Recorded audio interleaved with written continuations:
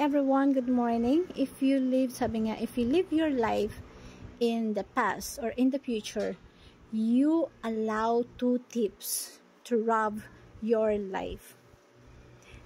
So, napaka-importante pala to live at the present moment of your life.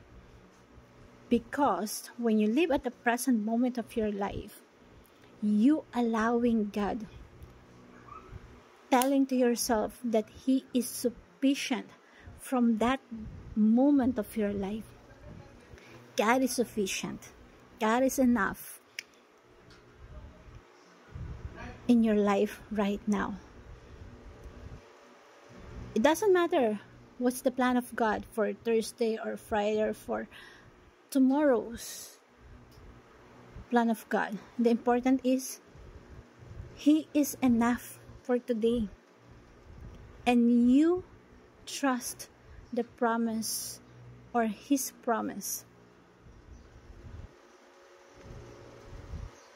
that He is enough for you at the present moment of your life, that you trust His promise no matter what. The important is your present time moment with God.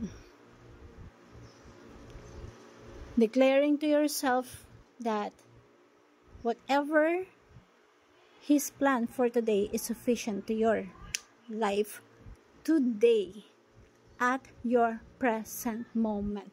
Not in the past, not in the future, but enjoying the presence of God at your present time. Present moment of your life, because that is important. We live right now, what we have right now, and you respect that.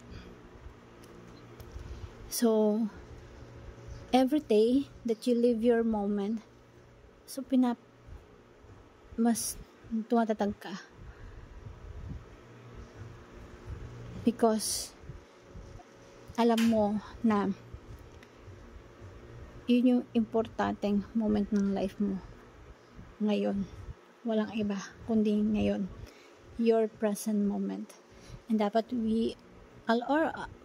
aware tayo sa mga bagay na yun.